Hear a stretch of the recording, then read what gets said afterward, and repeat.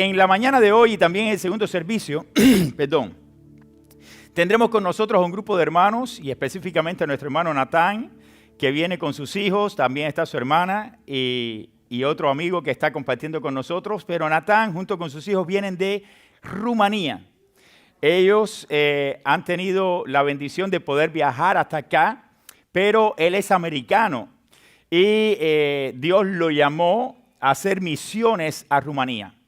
Fue una bendición para nosotros conocerlo en el año 2018, en agosto de 2018. Perdón.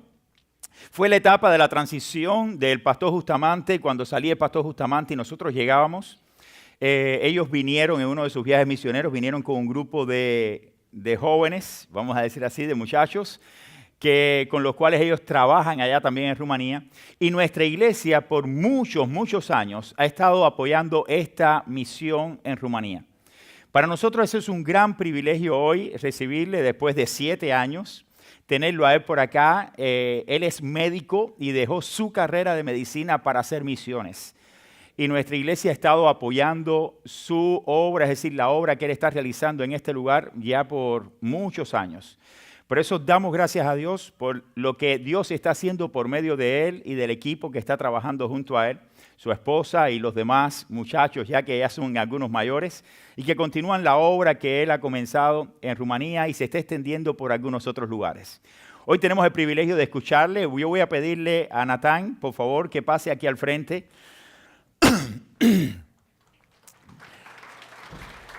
Vamos a tener a Natán. Él habla español. Escuchen, él habla español. Vamos a tener aquí a Kimberly, por si acaso es necesario, alguna parte de traducción para que él también pueda explicar y pueda también tener la libertad y más fluidez en todo lo que va a compartir. ¿Está bien? Está bien, dale. Mejor. Tener una seguridad al lado. Hace mucho tiempo que no hablo español. Viví muchos años en España, también Argentina y Venezuela, por eso hablo español. Cuando era niño, pero hace 20, 30 años que no hablo. Así que tiene que disculparme si no hablo perfectamente, pero intento a comunicar, a hablar con ustedes en español. Si no puedo, tengo a alguien al lado. Muchas gracias por tenernos aquí. Realmente es un privilegio estar entre ustedes. Y hace como 7, 8 años que estoy aquí. No sé si me acuerdan ustedes de nosotros. Antes tenía, sí, usted, y también ahí. Antes tenía muchos niños más pequeños, pero lo que pasa es que han crecido muchos y son más grandes ahora. Y ahí está una que ha crecido, Lina. Ella va a dar un testimonio después.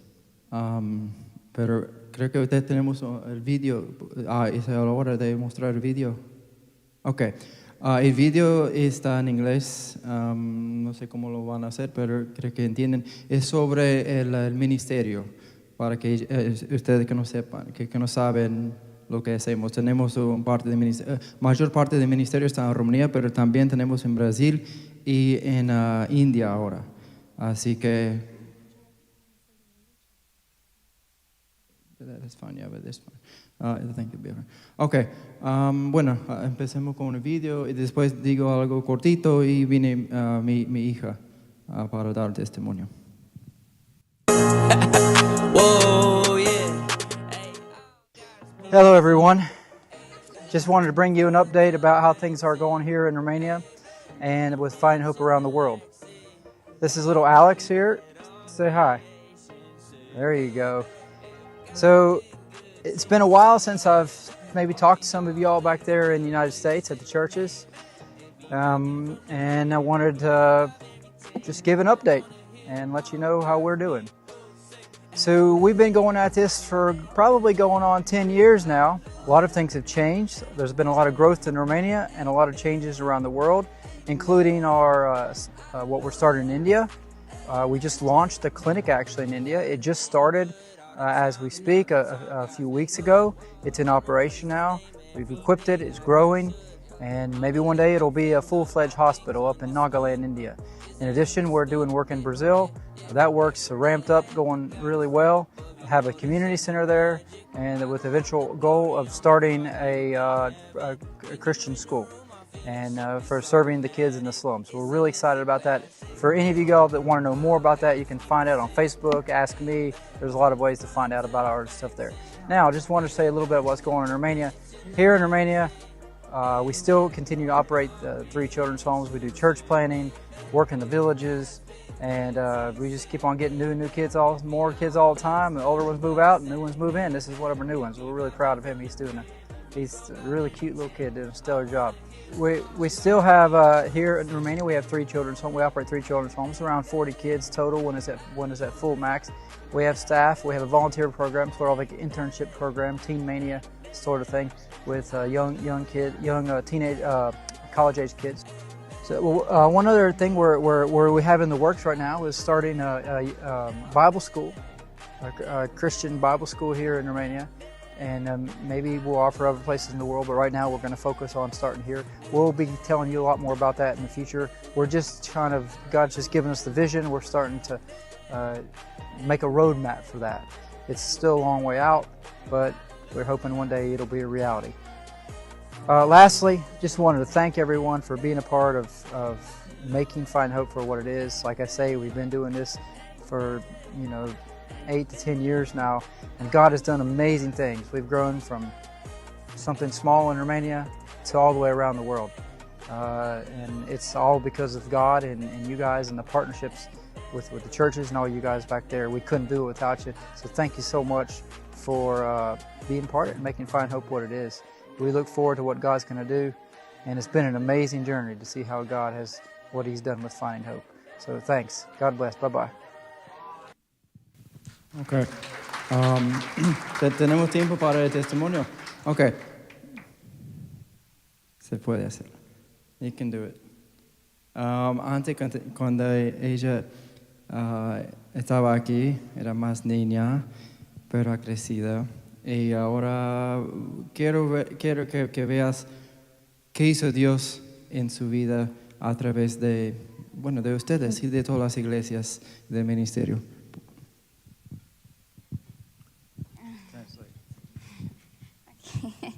Good morning, everyone. Hola, buenos días. Thank you for having me here and my family. Gracias por recibirnos a mí, a mi familia.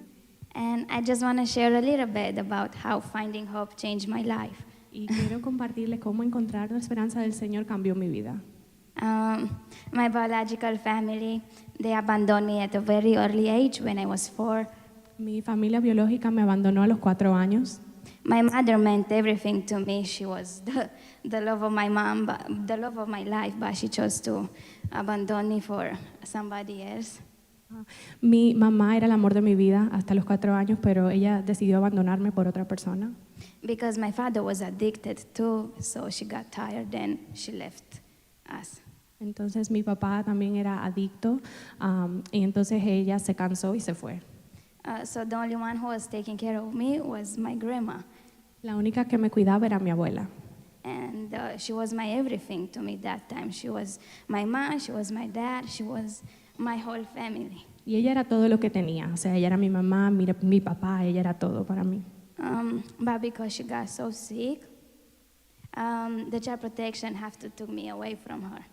Entonces, cuando ella enfermó, la organización que protege a los niños me quitó de ella y me alejó de mi abuela. So I ended up in an orphanage. Entonces, yo estuve en un orfanato. So I didn't understand at that time why God took away my mom and dad and everything for me. And, yo no entendía por qué Dios había dejado que todo eso me pasara, que me hayan quitado todo, mi familia, mi abuela, todo lo que tenía. But even though my grandma was so sick, she was making a way to visit me and come and spend some time with me and talk on the phone with me all the time. Sí, entonces, aunque yo no estaba con mi abuela, ella todavía hacía un esfuerzo de llamarme, me visitaba, yo siempre hablaba con ella. But sadly, one day God decided to take her away for me too. Entonces un día Dios decidió llevarse a mi abuelita también. So I was coming from school and I was very happy because I got good grades because school was the only place I could feel a little bit safe, free from orphanage. So I was very happy I got good grades. Entonces yo sacaba muy buenas notas, yo me refugié en la escuela, entonces yo estaba muy feliz con la escuela, ese era mi refugio. But then on the same day, I find out my grandma has passed away.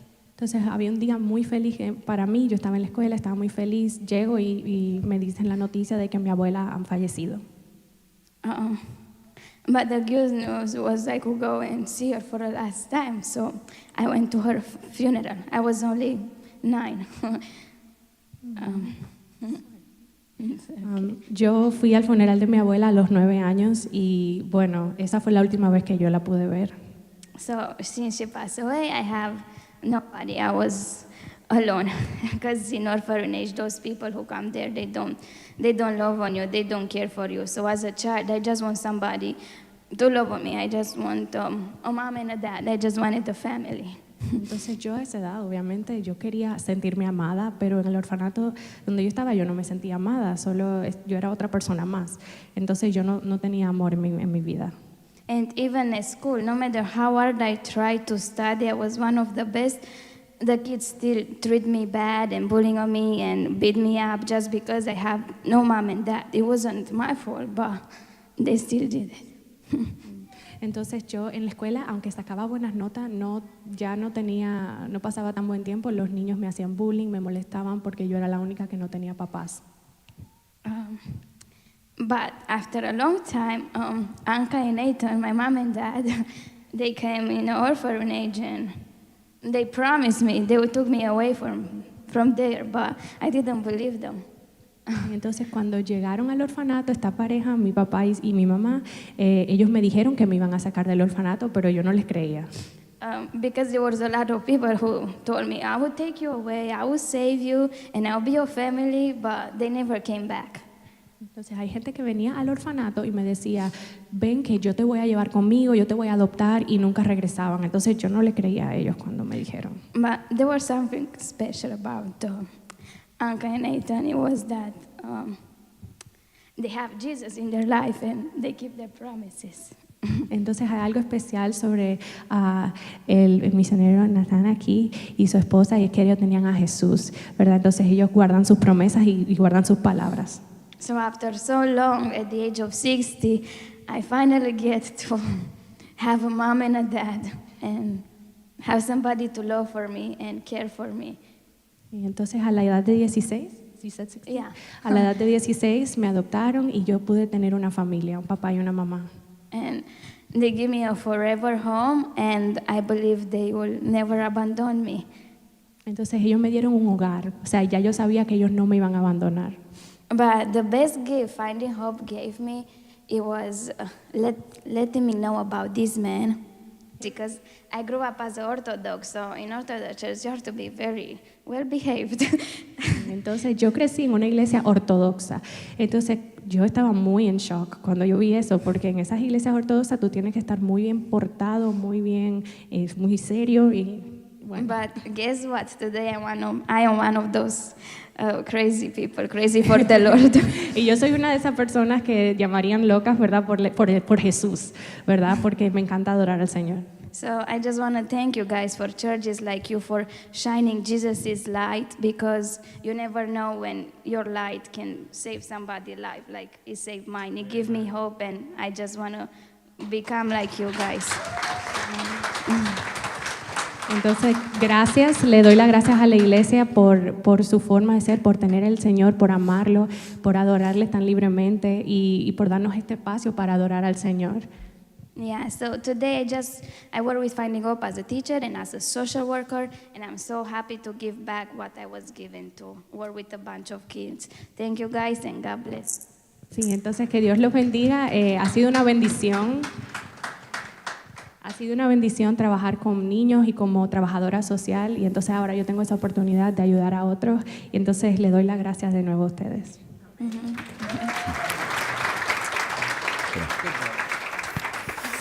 Vamos a orar por ellos, hermanos. Vamos a orar. Natán es una muestra de una persona que deja todo para ir donde menos hay, para dar la riqueza más grande a aquellos que menos tienen. Doy gracias a Dios por haberle conocido hace 7 años. Era hace años que estábamos conectando para ver si él podía llegar acá a los Estados Unidos y poder llegar acá a nuestra iglesia. Hoy nosotros tenemos el privilegio de escucharle a él, de escuchar a su hija, porque son una familia. Recuerden, para mí no hay palabras como adopción, son una familia. Su hija, su hijo y los demás hijos que tienen allá, que tienen muchos hijos, Dios se los ha regalado. Y nosotros tenemos el privilegio como iglesia de, con los recursos que Dios nos ha dado, con las ofrendas que nosotros damos, enviamos también a este lugar para que ellos sean ayudados y bendecidos también. Así que damos gracias a Dios por ustedes, porque ustedes son los que hacen posible de que nosotros como iglesia podamos enviar estos recursos también a Rumanía para que ellos puedan continuar la obra en Rumanía, en la India y Brasil. Así que vamos a orar, vamos a dar gracias por su vida y por el ministerio que están haciendo. Oramos. Señor, te agradecemos por la vida de Natán, por la vida de cada uno de sus hijos, que tú les has dado, Señor, en adopción como hijos suyos.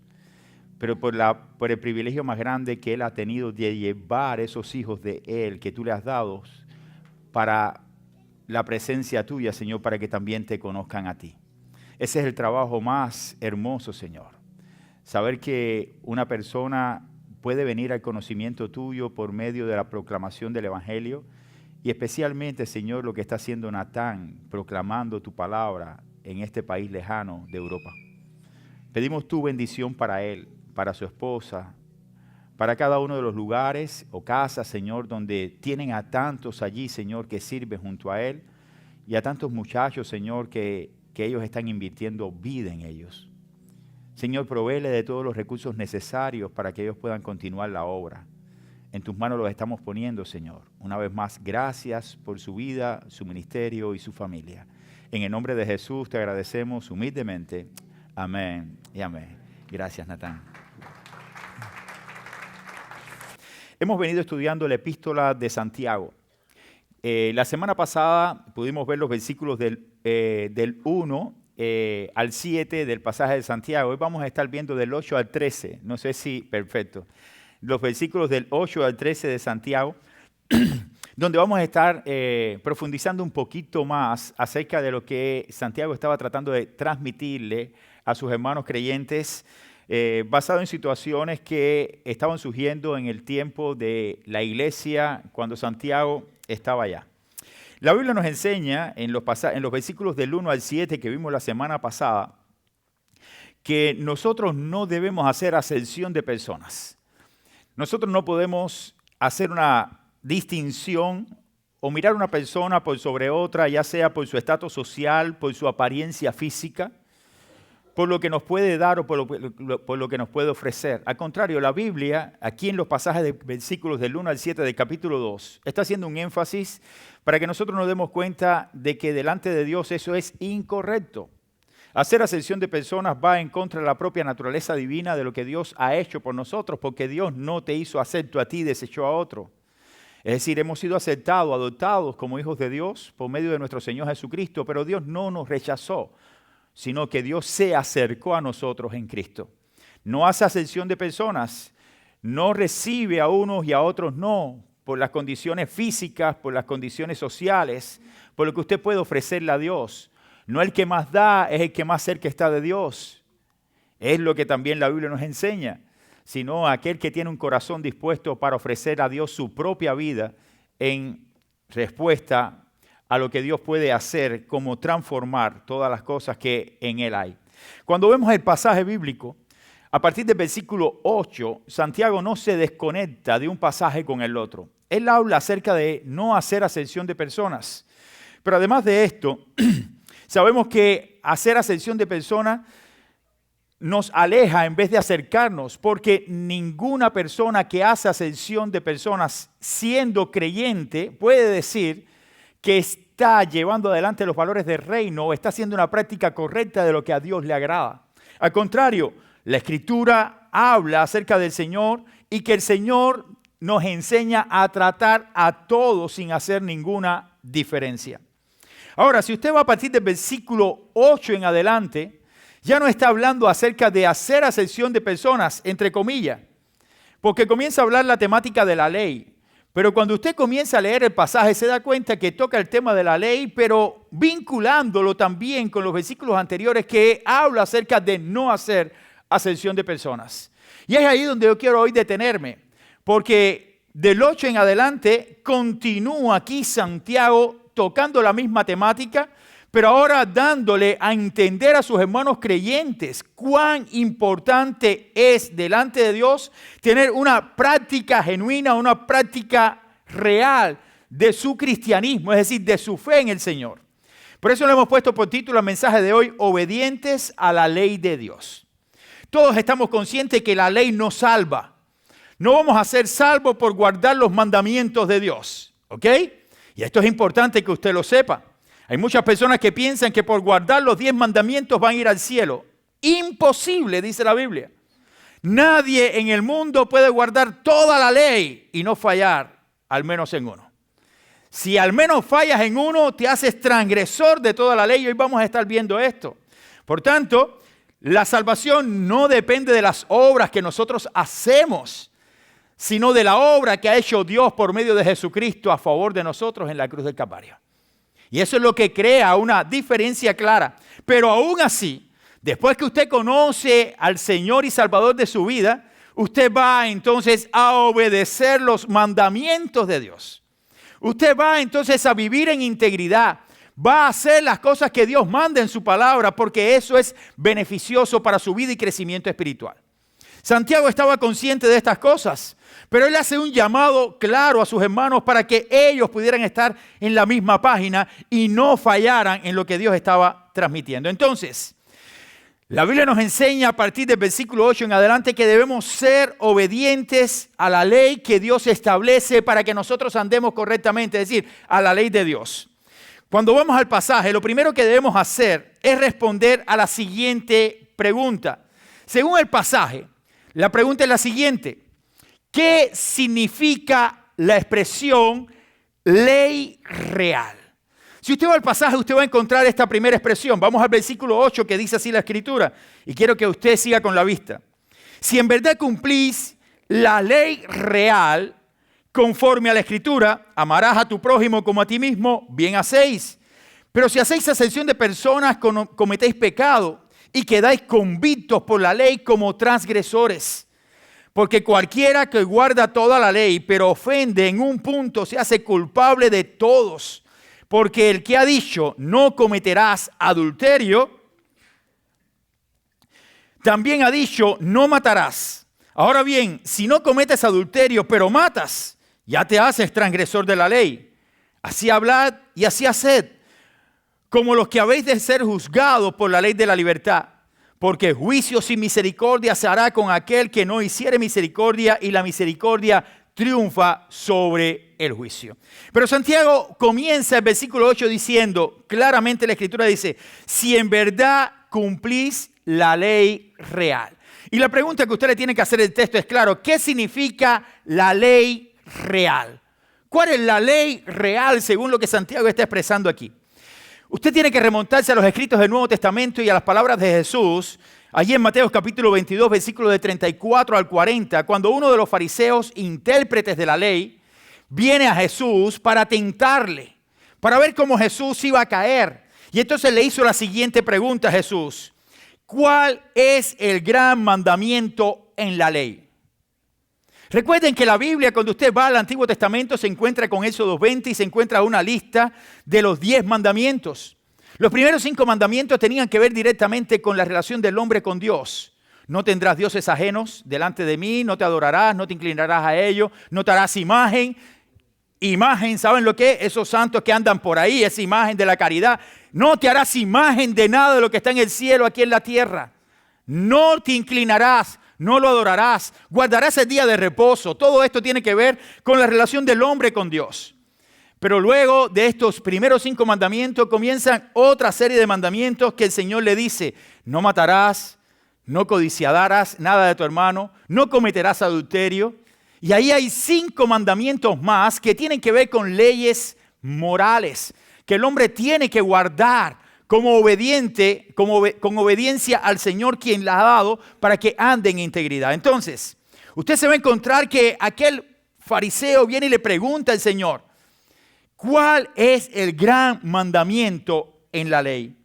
Jesús le dijo, el gran mandamiento es sencillo.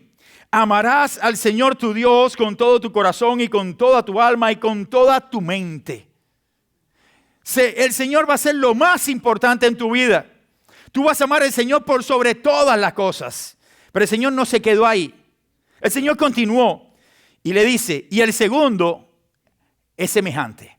Jesús, conociendo la intención de los fariseos y de aquel escriba, conocedor de la ley, trató de ir directamente para hacerle entender de que esto no era solo lo que la ley estaba diciendo acerca de la relación que debemos tener con Dios. Porque los fariseos aparentemente tenían una buena relación con Dios. ¿Por qué?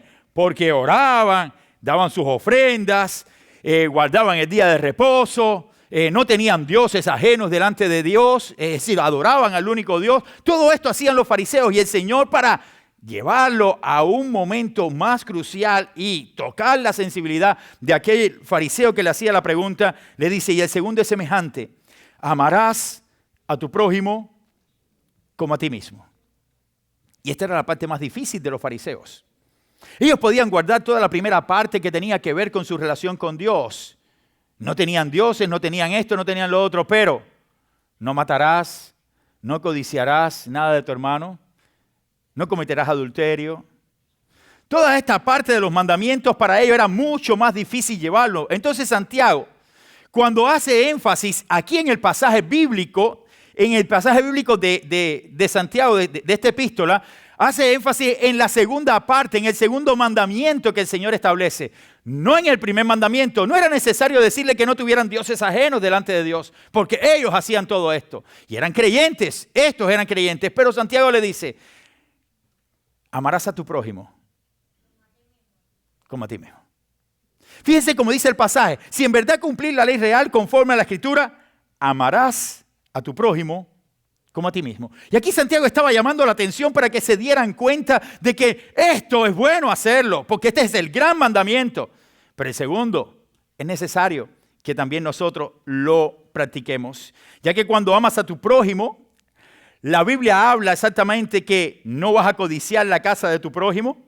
Cuando tú amas a tu prójimo, no harás nada contra tu prójimo, no lo matarás. Cuando tú amas a tu prójimo, no dirás falso testimonio contra tu prójimo. Cuando tú amas a tu prójimo, no le robarás, es decir, no hurtarás nada de tu prójimo. Cuando tú amas a tu prójimo, no cometerás adulterio contra tu prójimo. Todo esto estaba haciendo el Señor un resumen, este mandamiento y el segundo. Pero por tanto, ustedes, mis hermanos en la fe, le decía Santiago, amen a su prójimo, practiquen su fe. Entonces, no hay dudas. Respondiendo a la pregunta de este punto, no hay dudas que Santiago se estaba refiriendo aquí a la ley moral. Cuando Santiago dice y expresa cuál es, que practiquen la ley real, se estaba refiriendo a la ley moral que ellos tenían que practicar delante del Señor. Sí, hay una ley que es por sobre todas. Dios es lo más importante, pero también hay leyes morales. Y esa ley moral ustedes también tienen que practicarla, y la forma de practicarla es en obediencia a los mandamientos, no haciendo lo malo delante de Dios. Por eso, hermanos, resumiendo todo esto, nosotros tenemos un deber hacia nuestro prójimo. Un deber hacia nuestro prójimo, al que debemos amar como a nosotros mismos. Y al hacerlo, según el pasaje, estamos haciendo lo correcto. Fíjense cómo dice el pasaje. Si en verdad cumplir la ley real, ¿cuál es la ley real? La ley conforme a la Escritura. Ama a tu prójimo como a ti mismo. ¿Y cuál es esa ley? Es una ley moral. Cuando tú amas a tu prójimo como a ti mismo, moralmente tú no vas a hacer nada contra tu prójimo. Y si usted no hace nada contra tu prójimo, entonces dice la Escritura, bien hacéis. Eso es lo que usted debe hacer. Mi pregunta es tan difícil nosotros como creyentes practicar la ley moral de Dios y amar a nuestro prójimo, no hacer nada contra aquellas personas que están a nuestro alrededor, porque sabemos que es la persona que Dios ha puesto para que nosotros, en vez de hacer algo contra ella, lo bendigamos?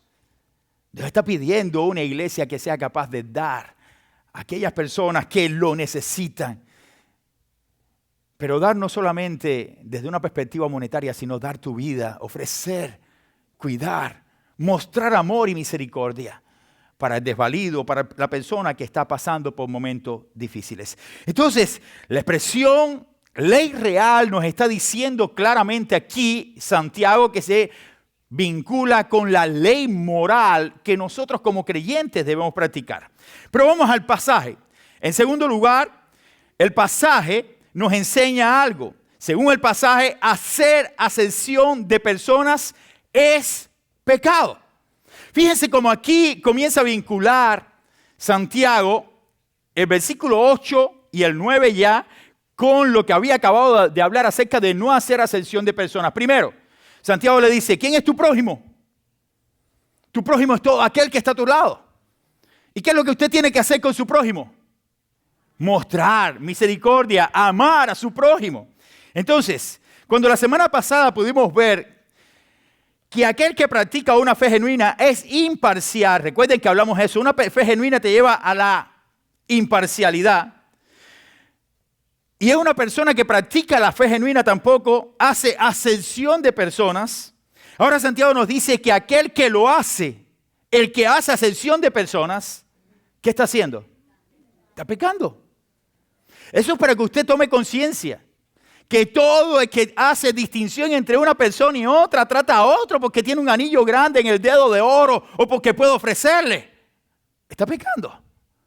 Está pecando delante de Dios y está transgrediendo la ley de Dios.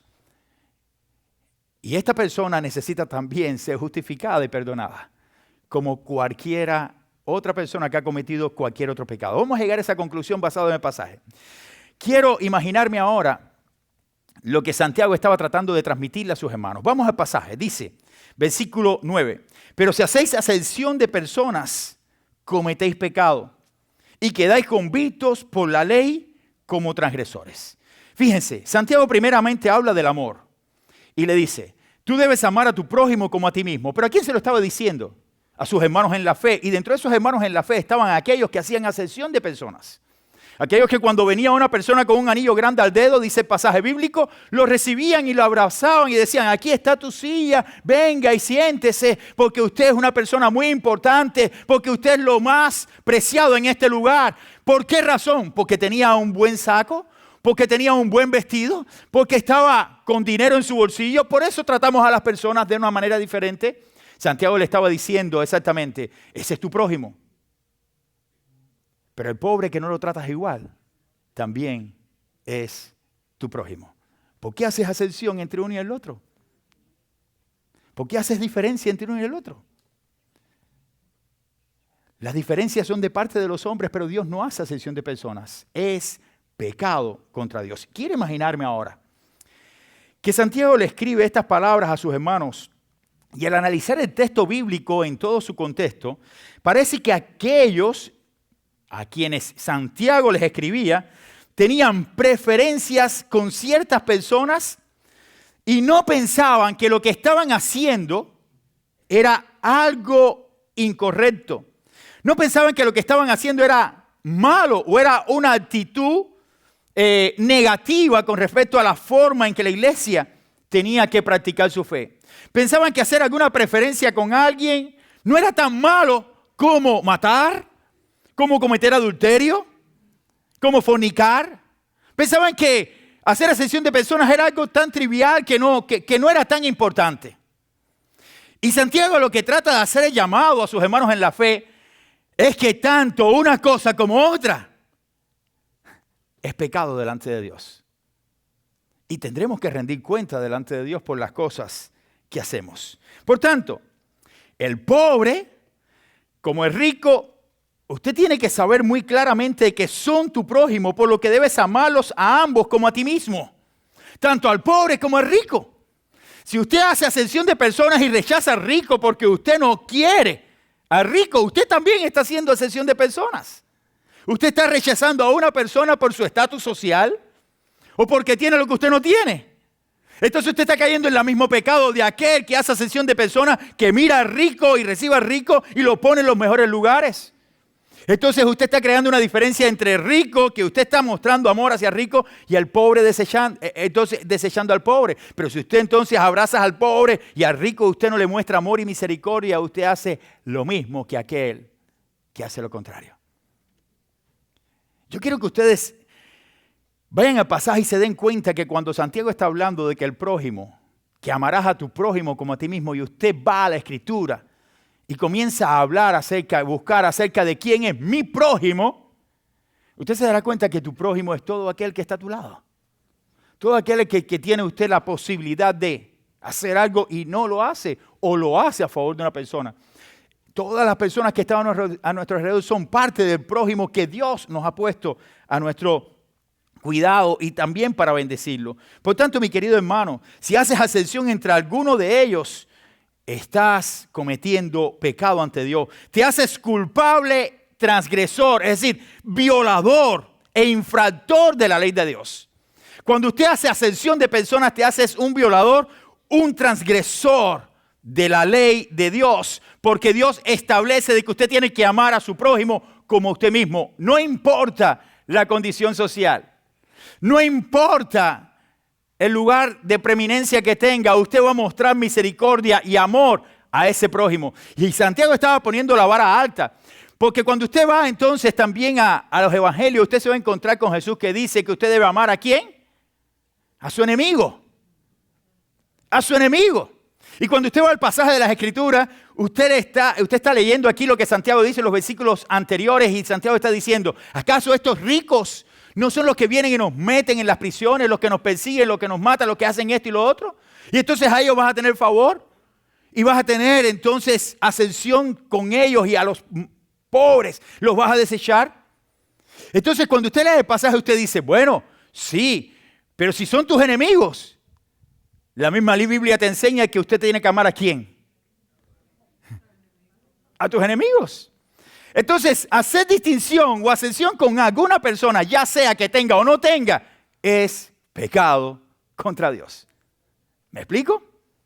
Hacer cualquier tipo de ascensión de personas con cualquier tipo de situación social que tenga alguien, usted está haciendo una distinción entre unos y otros. Vamos al pasaje y usted va a encontrar allí que el pasaje continúa ampliando esta enseñanza, y ahora nos dice lo siguiente: cualquiera que falte un solo punto de la ley se hace culpable de todos los demás puntos de la ley. Y entonces aquí pone Santiago un ejemplo claro.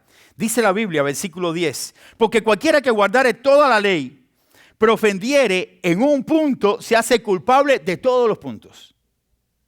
Se hace culpable de todos los puntos. Porque el que dijo, no cometerás adulterio, también ha dicho, no matarás. Ahora bien, si no cometes adulterio, pero matas, ya te has hecho transgresor de la ley.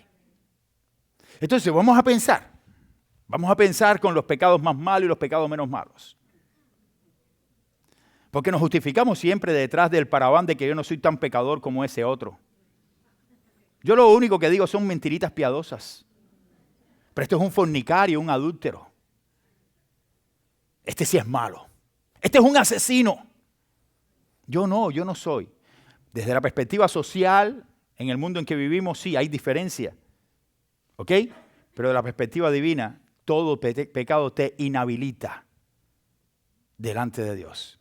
No tienes entrada a su reino. ¿Ok? Porque Dios no hace distinciones. Nosotros podemos hacer una distinción entre un asesino y un mentiroso. Y uno puede decir, este mató. Y te puede matar. Este me dijo una mentira, no es tan grave. Pero el que dice una mentira se hace transgresor o se hace culpable de toda la ley. Por tanto, no tiene parte con Dios. ¿Entiende lo que está tratando de decir Santiago? ¿Y a quién se lo estaba diciendo? A aquellos que hacían ascensión de personas. Aquellos que simplemente pensaban que hacer ascensión de personas no era tan malo. No importa que haya distinción entre unos y otros, no importa, eso no es tan malo. Malo es fornicar. Malo es adulterar. Eso sí es malo, pero tratar a alguien con distinción por sobre eso no es tan malo. Sí, desde la perspectiva social no es tan malo. Desde la perspectiva divina es pecado. Y al pecar o al fallar en un punto de la ley, te haces transgresor de toda la ley. Por eso es que es imposible salvarse por medio de la ley, hermanos. Es imposible que el hombre pueda guardar toda la ley para ser salvo. Porque siempre hay algo que me inhabilita. Usted puede decir, bueno, que mi palabra, que una palabra corrompida que saca de mi boca, eso no es tan malo. Que yo diga una mala palabra, eso no es tan malo. Eso es pecado, sí, pero es un pecado más pequeño. ¡No! Dios no mira pecados entre más pequeños y más grandes. Todo es pecado. Ahora, las consecuencias del pecado son diferentes, ¿ok? No estamos hablando de consecuencias, estamos hablando de la transgresión de la ley por medio del pecado. Por eso es que el pecado separa al hombre de Dios. No vamos a entrar al cielo por nuestro pecado. Todo el que peca deliberadamente tiene su paga. Su paga es la separación eterna de Dios. Mas el regalo de Dios, dice la Biblia, es vida eterna por medio de nuestro Señor Jesucristo. Él es el que pagó en la cruz el precio de tu pecado. Usted haciendo obras no puede salvarse porque siempre fallará en una de ellas. Fallará en una parte de la ley. Usted no puede salvarse a sí mismo. Usted necesita de Cristo para salvar su vida. Porque Cristo fue el que pagó en la cruz sus transgresiones, sus pecados. Y sus pecados los separan directamente de Dios, pero Dios pagó en Cristo el pecado de todos nosotros. No es por la ley que nos salvamos como se pensaba algunos judíos en la antigüedad. No, es por la pura gracia de Dios. Señor, gracias. Yo digo todos los días, gracias. Porque no es por lo que yo haga que tú me has salvado, sino por lo que tú hiciste en la cruz es que yo soy salvo. ¿Entienden eso? El pasaje claramente lo está dejando entrever. Pero la ley, no hay manera de cumplir la cabalidad. No hay manera de cumplir la ley y no fallar en un punto. Y cuando un punto de la ley uno falla, toda la ley cae sobre ti porque te haces transgresor de toda la ley. Vamos a pensar en una ilustración clara para usted. Usted, si es un buen carpintero, no le pasa lo que quizás me pasa a mí, que yo no soy tan bueno. Yo tomo mi martillo y yo voy allí a clavar un clavo. Pero la madera sobre la cual estoy clavando es un poco dura. Y a veces cuando es dura, usted sabe que es difícil que el clavo penetre y a veces se puede doblar y demás. Y nosotros agarramos el clavito y tratamos de por todos los medios darle en la parte de arriba, en la cabeza del clavo. Pero los inexpertos como yo, o algunos de ustedes que sabemos que hay por aquí muchos, en vez de darle en la cabeza del clavo, le damos al dedo que está agarrando el clavo. Y al darle entonces al dedo, que nadie me diga que todo el cuerpo no se duele. Cuando usted se da un machucón aquí, oye, eso es, te duele todo el cuerpo, hasta los calcañales te duelen. Porque usted ha hecho algo contra su propio cuerpo que no debía hacerse. Y hay un dolor total con todo el cuerpo. De igual manera, si una parte de nuestro cuerpo peca, todo el cuerpo está quebrantando los mandamientos. Y usted se hace culpable de toda la ley de Dios que caerá sobre usted por solamente transgredir un mandamiento. Es por eso que es imposible guardar toda la ley y no pecar. Es imposible vivir de una manera en que usted haga todo sin pecado. Pero a la vez que cometes uno, su cuerpo completo se ensucia. Usted no tiene parte con Dios. Por eso es que tenemos paz por medio de nuestro Señor Jesucristo, quien perdona nuestros pecados y nos restaura y nos salva. ¿Entienden todo esto? Porque es importante que lleguemos a ese momento de conclusión. Entonces, resumiendo el punto, este segundo punto lo resumimos de la siguiente manera. Hacer acepción de personas te condena porque fallas a la ley de Dios, así como falla aquel que comete adulterio, el que mata o comete otro pecado que ofende a Dios. Entonces, Santiago comienza con el tema de hacer acepción de personas, pero lo continúa profundizando en la medida que va transcurriendo los versículos del 8 hasta el 13, hablando muy claro acerca de la importancia de que para Dios los pecados son iguales y te va a juzgar por cualquier pecado que usted cometa, porque todo pecado te separa de Él.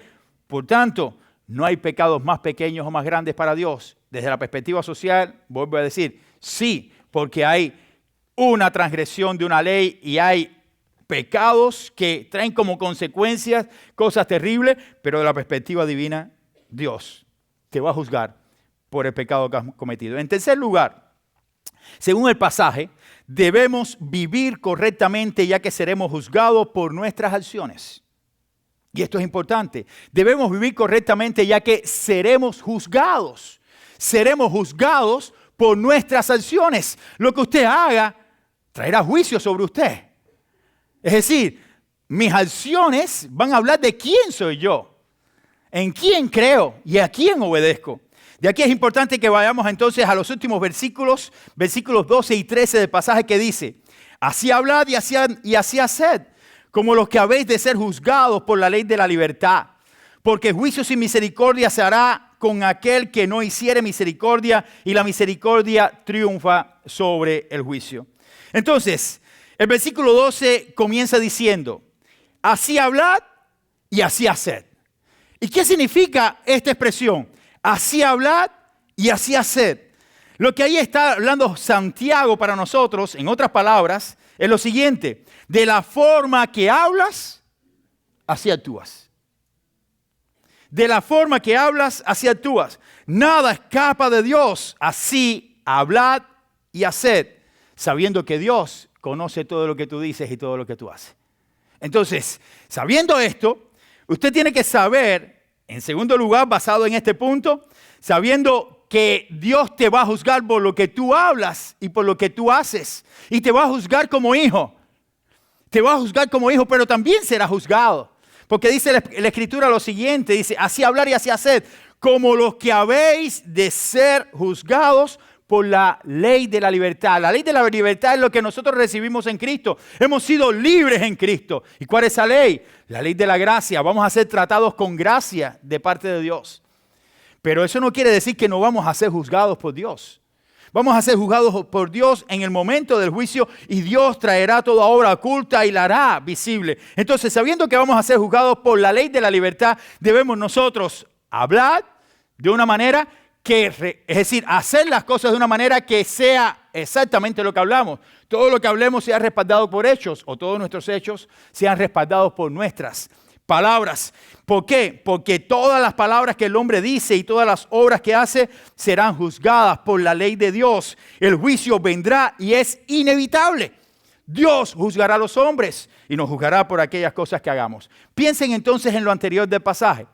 Aquí Santiago está diciendo, si usted hace acepción de personas, será juzgado por hacer acepción de personas. Si usted comete adulterio, usted será juzgado por cometer adulterio. Si usted comete fornicación, usted será juzgado por cometer fornicación. Si usted es un mentiroso, Dios te va a juzgar por ser mentiroso. Porque todas estas cosas son pecados delante de Dios y es violación de la ley de Dios. Y, por tanto, te hace culpable de toda la ley. Seremos juzgados por todo lo que hacemos. ¿Entienden? Entonces aquí dice Santiago, pero gracias a Dios, al Dios nuestro, que vamos a ser juzgados con misericordia. Dice el pasaje, versículo que le continúa, porque juicio sin misericordia se hará con aquel que no hiciere misericordia, y la misericordia triunfa sobre el juicio.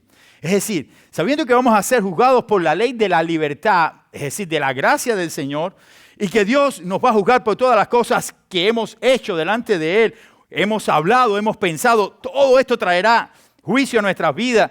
Y con misericordia Dios nos tratará porque tenemos a Jesucristo que es nuestro abogado, que intercede ante Dios por nosotros y vamos a ser perdonados por medio de Cristo.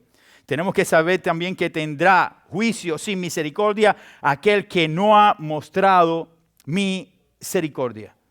¿Y qué significa esto?